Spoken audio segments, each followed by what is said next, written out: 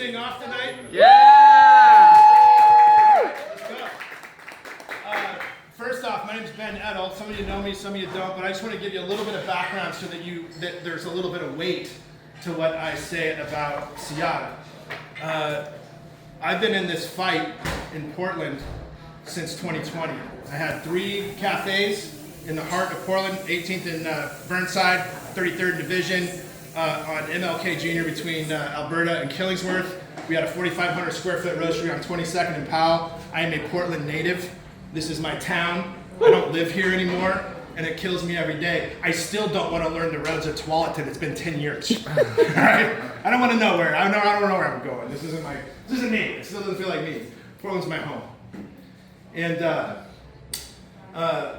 we risked our entire business and really threw it away. It was $1 million business because we wouldn't follow the lockdowns and the mask mandates. That's it. And that's how I got into politics. And for 6 years, let me say this. Back in 2020, I was on my knees at 3 in the morning at our roastery on 22nd and Powell, and I was in crisis. And it was in November of 2020. And I had some freedom in that moment because I said, God, what the fuck do you want me to do? Okay? And God said, I want you to go into politics. And I started laughing. And I was really, crazy. I should have been probably, had someone eyes on me at that point. But it was truly freeing and truly funny. So I'm like, yeah, after this great success, you want me to go into politics. And that's how God works, as I understand it. It's the craziest thing. You'll never be able to guess what blessing is going to come from a tragedy or from a challenge that you face. That's right. And Portland has been facing this tragedy and this challenge, and our state has been facing this tragedy and this challenge. And I can't wait for the blessing that's going to come when we're on the other side of this. Yeah. Okay, what blessing is going to be put onto us and put onto our state, because this fight is not over. It's coming to a head. It's coming to a head in 2026 in November. And so one of the things that I do, and you may know me very well for attacking Republicans, and I've been a Republican since '96, the first year I could vote, okay? And I haven't always agreed with the leadership of my party. I didn't like the Patriot Act. I don't like what's happening in our state right now, because right now what we're up against is truly communism. It isn't liberalism. It's communism. And the definition of communism is all power to the state. And you can have Democrats who are communists, who believe in all power. They're in it not for you. They're in it for their own wealth. And you can have Republicans who are communists, who are in it for themselves, who are in it for their own wealth. And the only way that they can sustain their wealth is to sustain their power. And it's all about power. There's never enough power. There's never enough power.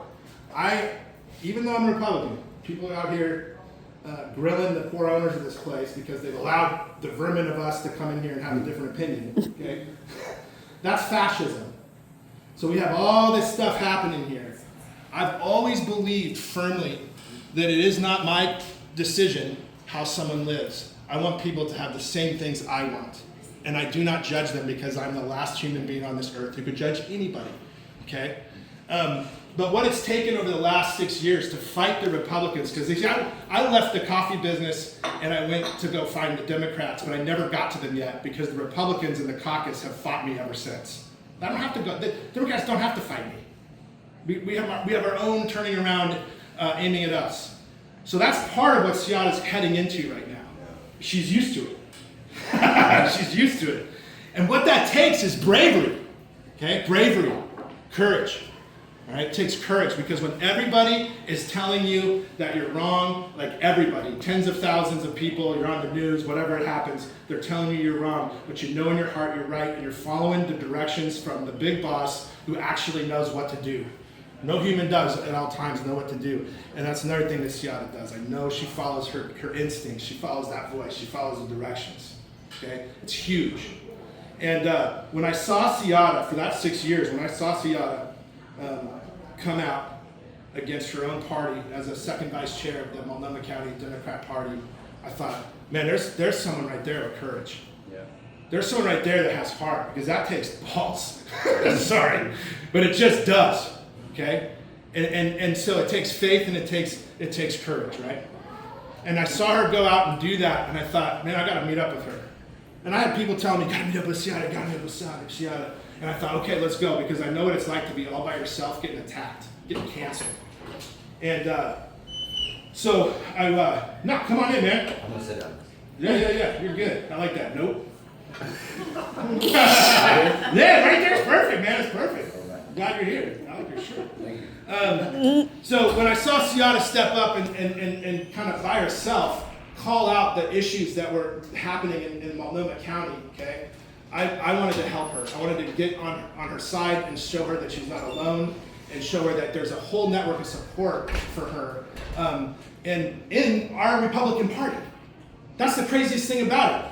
People, they have the worst ideas about it, because we do have some dingbats in our party. Of course, everybody has dingbats, right? We got dingbats across the hallway over here. Okay? Dingbats are everywhere. But Ciatta's a real person. She knows what it's like to pay the taxes, okay? And she knows what it's like to try to walk down the street and get to work or get anywhere and feel threatened because there's no law and order. There's no safety. There's no protection here, right? And so I'm just proud of you, Ciatta. I'm so proud of you for how I'm so grateful for you, for your journey and for your challenge. And I cannot wait to see what's on the other side of this for you. And I'm going to say one more thing too. I'd love to talk. Shut me up anytime.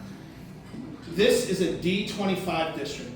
25% Democrat registration advantage in our district here. And I have a business in our district. We own a business in the Pearl, in North Pearl. We're in your district. We're paying taxes here. And we want the future of our city to get better. We need it to get better. It has to get better. It will get better. But we got to get real people into office, because that's what the whole point of politics is. It's real people who pay the taxes, who know what it's like to live here, who can represent their community, and there's nobody better to represent this community than Ciatta. So. Woo! And by the way, you have my full endorsement. Okay. Michelle and her husband, what was your name again, sir? Dave. Michelle and Dave are going to come up and talk about Ciatta too. Thank you for that. And I'm also here because I wanted to, say a couple words about my neighbor Ciatta and what she's doing, and also in the name of courage. And so naming that is all about honesty. And I like to write, I like to reflect, and I'm much more better with my written word, and I appreciate what you said off the cuff. It's good stuff. But stepping into public service to me in Portland right now isn't easy. Speaking plainly about safety and accountability and recovery and systems that actually work can feel like swimming upstream. It's often simpler to stay quiet, and sometimes it feels a little safer when you don't stand up and say the things that we're all talking about privately. Mm-hmm. And I think that's the kind of thing that needs to change. Mm-hmm. And that's what makes today better. And candidacies like Ciatta don't come from political convenience, they come from courage. Mm-hmm. From seeing what isn't working, from listening to people on the ground and deciding that silence helps no one. They come from the willingness to say that common sense has a place in this city, and I think that's what we're missing a little bit.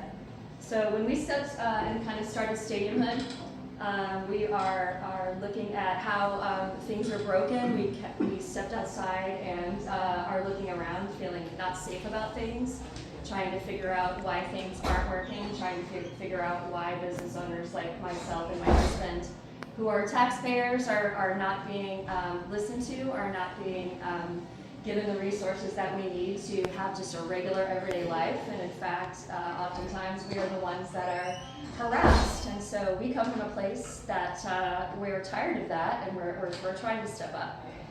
And so, like I said, Stadiumhood is a neighborhood that we sort of started. We put our boundaries around Providence Park because we wanted to include Lincoln High School.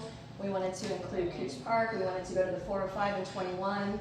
And that is an area that is really inundated with a lot of services. And some of the stuff that happens in Old Town and the Pearl kind of makes its way over into Stadiumhood.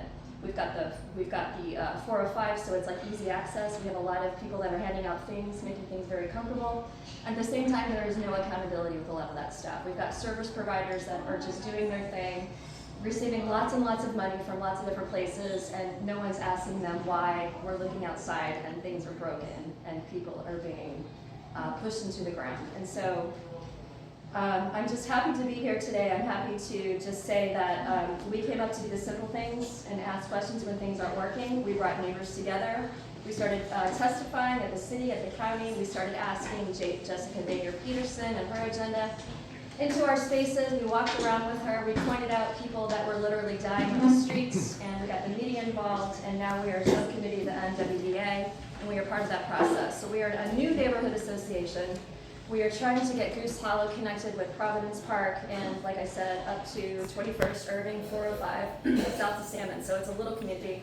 But we're making headway, and we are also working with legislators at Salem with Senator Drazen now to get some guardrails around some of the harm reduction things that are happening. So that is a big thing that we are proud of. But I just wanted to say we are here to step up. We want to support Ciatta. We wanted to talk about how we can also reach across bipartisan, or across political lines. I'm a registered Democrat, but I don't like some of the things that are happening, both when it comes to the extremist DSA political agenda, and I don't agree with everything that Republicans are doing, right? So there's that middle ground, and I think that's the majority.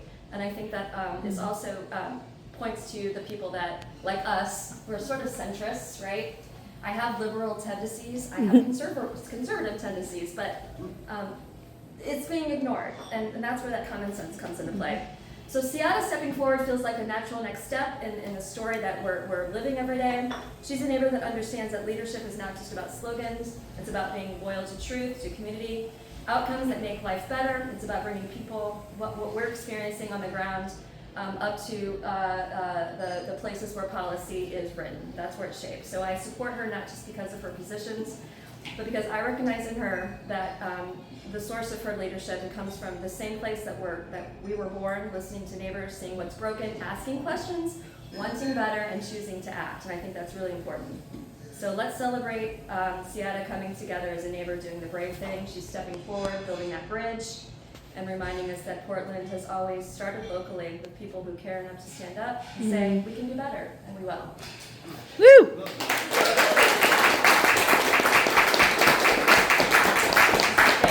I'm just going to say a few words. I'm also a registered Democrat.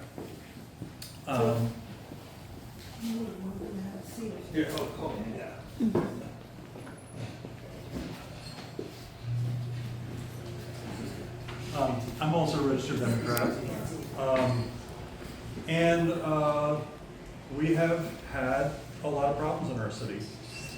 And we have dingbats, as you say, in both parties. Lots of dingbats, no lack of dingbats. We have a very nice woman who is the Republican representative, or sorry, the representative for us now. She's a Democrat. She doesn't listen. She's a very nice woman. She doesn't listen. Ciatta will listen, number one. So this is, I think, a challenge when you live in a one-party city, in a one-party state. They don't have to listen. Yeah, you're right. They can ignore you. Yeah. And, in fact, if you have anything that is contrary to the party line, you're just an irritant. Yeah. And, Michelle and I have organized in statehood. We've talked to our representatives, we've talked to our state senator, we've talked to all these people, and what we hear back from the people who do talk to us, who do listen, is, they say, those stadium people, they're really a pain, aren't they? It's like, not like we want to listen to them, not like we want to serve them. They're just a pain. They're just an irritant because they aren't kind of falling in line. And that's why I like Ciatta. Number one, she listens. She's going to listen to us. She's not just going to represent her own point of view. She doesn't have a single party line point of view. She wants to represent us. She wants to listen to us. And I believe she will listen to us. The other thing that I like about her is she doesn't take shit from anybody. She's not afraid of anybody. She won't be intimidated by anybody. She'll stand up for herself and she'll stand up for us. So that's about all I have to say. Yeah.